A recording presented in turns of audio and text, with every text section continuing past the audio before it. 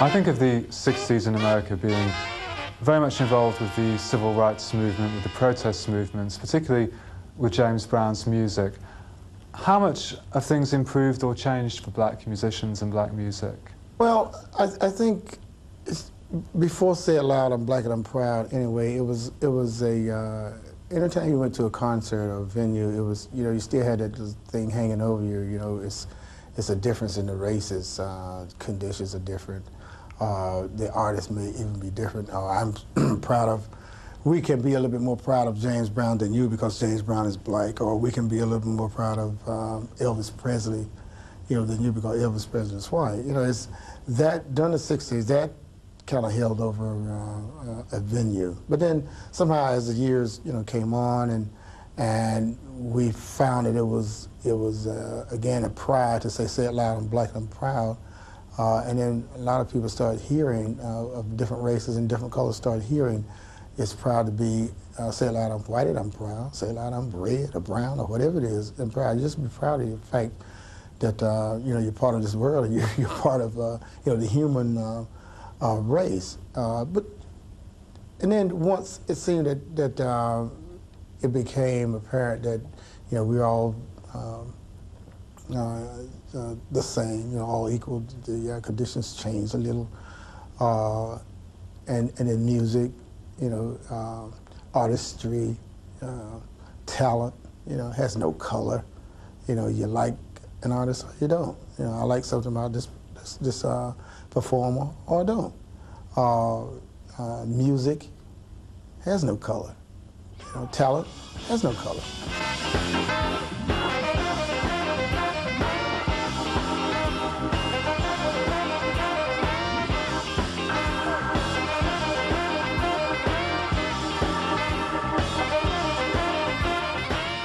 Let me ask you a bit about your new album. You've got a new studio record, Southern Exposure, coming out in September. Looking at that, how much of that is 2% jazz, 98%? 98% funky stuff, 2% jazz. It's about the same thing. We find that the concept works, you know. But we got a different kind of a flavor in the funky. So we just didn't go, you know, right in the studio and just say, you know, we're going to play something funky. We went to New Orleans, Louisiana, and got some Cajun funk. You know, some. In fact, we got two of the guys who worked with the Meters for such a long, long time, and George Porter and Leo Nocentelli, the bass player and the guitar player. And with that flavor combined with the crazy stuff that I play, I think it's, you know, it's quite exciting, and we're quite proud of what we came up with, and this is why we call it Southern Exposure. Give a chance to, you know, go down deep down in the South and have some fun there, and then just kind of sprinkle it around the world just to see, let the people hear what we did while we were in that Southern kind of atmosphere.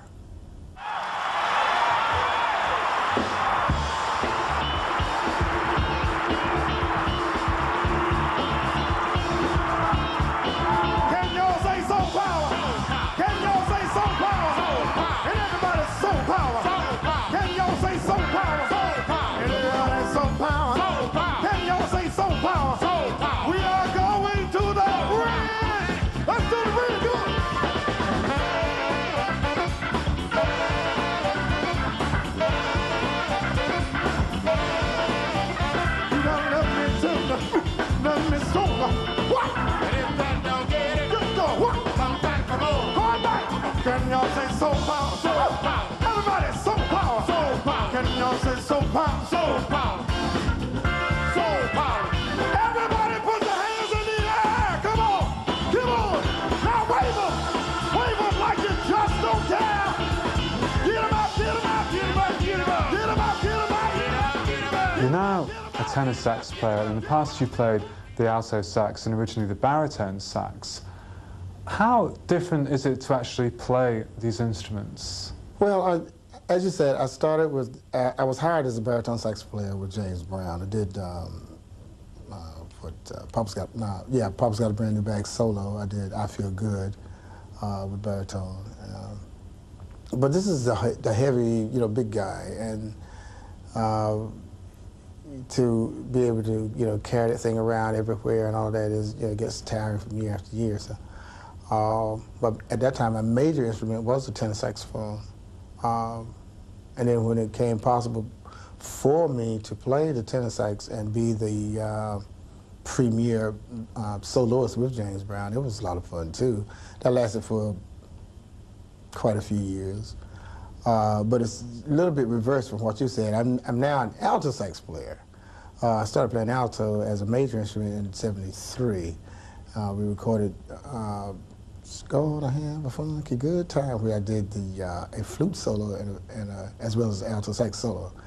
The saxophones are somewhat similar in that fingering is the same, but the fact that, you know, you get like a low kind of a bottom, kind of a against a smooth, mellow, lush sounding tenor sax with a sort of a high pitch, almost like a trumpet shrilling kind of a thing with alto. So they are similar in the fact that the saxophone, yet they're different in the moods of the different music. And I think I like the alto better, you know, than I'm playing now, but I might just go back to the tenor for a few things. How important is it for you to kind of share your knowledge and your experience with younger musicians? I'm thinking about Candy Dulfer. I mean, is it?